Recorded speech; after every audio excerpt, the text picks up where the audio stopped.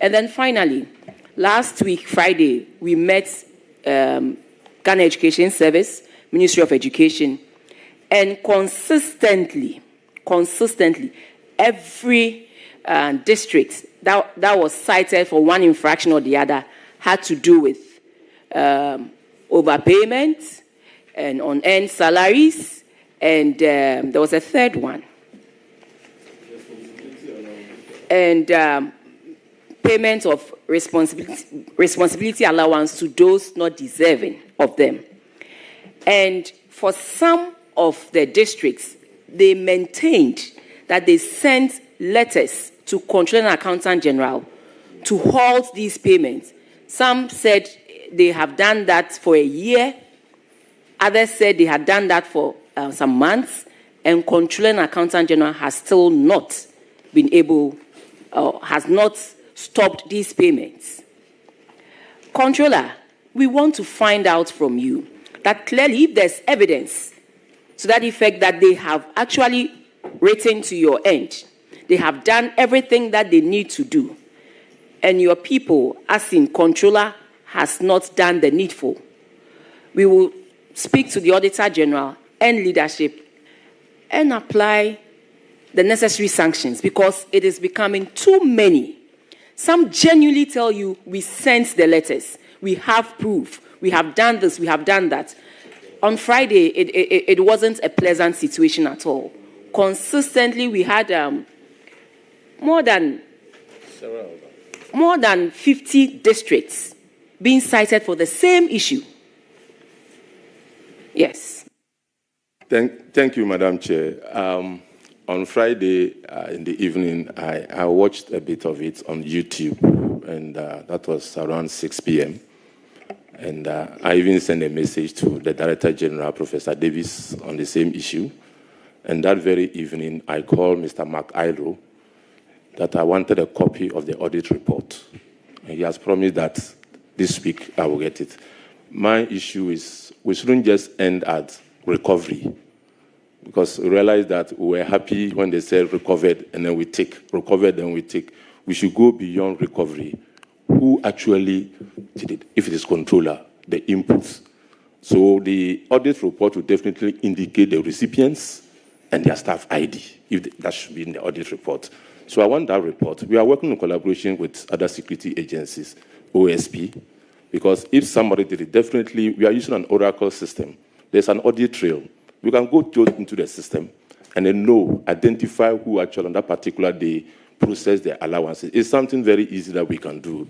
So what I'm saying is that once we get that, we should just extra patience, and then definitely with the investigation, those culpable will actually be brought to book. Because it's not a comfortable thing for me as well, because payroll issues has become something that almost every day I hear those issues. But on the issue of they written to us, Madam Chair, the processes that the letters go through, they don't come direct to controller. They write, if from the district, it goes to the region, it comes to headquarters before it comes to controller. So maybe we also have to investigate to find out that did the letters actually get to controller. There are situations where the district will write, it comes to the head office or even the region for about 6 months. So we also need to, that is what we want to meet GES and Ghana Health Service to look at our operations and their operations as well. And I remember I said this, we have a client service charter. We can revisit that and then agree on timelines. If there's a letter from a district to a region, how long should it be in the region before it comes to the head office? We should look at that. And then people keep on saying, we send the letter to controller, and for 1 year we haven't received the letter. And then you go to the district or region and you realize that the letter is still there. So we'll collaborate with them, and then they'll give us timelines, and this should be resolved. But for the audit report, I have requested for it, and we'll take it from there. Thank you. Thank you very much, Controller. But I think that in order to expedite some of these things, you should give them, in this day of modern technology, give them 2 or 3 emails that once they send to from the district to the region should, so that there will be a paper trail. Sending emails is faster and more efficient than writing letters. And if you engage the heads of institutions that moving forward, this is how you want to go about it. In addition to the letters coming to you, it will go a long way to solve some of these problems. Madam Chair, thank you. It's one of the issues we want to discuss. What we want to do is that if it had to do with inputting, then we'll still expect that the hard copies will go through the region to the head office and then come to us.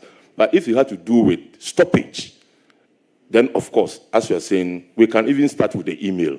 So once we receive the email... But Controller, in sending the email, they need to attach the relevant documents. Yes, they will attach the relevant documents. So if they attach the relevant documents, it's the same thing there. No, it's the same thing, but as I said, if it has to do with inputting a new allowance or a new entrant, for that, it still has to go through that process. But for us to protect the public purse, what I'm saying that if we have to do with the stoppage of unwarranted allowance, then, of course, the email with the relevant documents, when it comes to us, we can stop the salary or whatever it is, whilst waiting for the original from the head office, so that we don't continue to pay unearned salaries to the recipient. That's what I'm saying. So, and then finally, why is it that when sometimes mistakenly somebody's name is taken off the payroll, it takes forever? Controller, it takes forever for the person to be put back on it. Sometimes it's a genuine mistake from the validators. And sometimes, too, it is a way of some of the heads showing teachers where the power lies. Exactly. And it's very, very painful. Since Friday, we've had a lot of these reports. It's very painful that genuinely, your name is taken off the payroll for one reason or the other. You have to go to controller, sometimes 8 good months, and you still haven't been reinstated. Meanwhile, you are there working, and for one reason or the other, you are being validated. How do we cure this? Thank you, Madam Chair. If you have to do with the validators, of course, they validate. They are in the district, they are in their offices, and they will determine that this number of people deserve to be paid. So if for one reason or the other, they don't validate you, then it's the same process. It's the same validators and institutions that have to go through the process to validate you for us to pay you. We cannot, as controller, pay you if the validators haven't validated you. So these are some of the challenges that when they bring proof to you that it was wrongly done, and so you have to reinstate the person. That's what I'm talking about. There are some people who vacate posts and they deserve to be taken off. But those who, for one reason or the other, are genuinely taken off, the validators will tell you they have done the right thing. They have sent the documentation and everything to controller. Sometimes they even show you evidence that this is what they have done. And the beneficiaries come all the way from the various places to come and sit in controller and see, who do I know to help me do this, help me do that. So let's not just explain it away. There are genuine reasons and genuine concerns. I think maybe you should have a desk dedicated specifically for these things, because sometimes when you hear their stories, controller, it's not too good. Thank you, Madam Chair. We have a desk, we have a client service who deals with the payroll issues. And I think I remember I mentioned this somewhere that they come direct to the client service, and then their issues are resolved. Those kind of issues. The issue is that some of the issues could have even been resolved at the district level, but we don't understand why people still want to see somebody to resolve their issues for them. We think they are genuine concerns. You've gone through the process, and they will be resolved. We'll see to that. But please, I want the director of payroll is here, and I want her to also practically tell us what happens. Yeah, thank you. Thank you, Honorable Chair.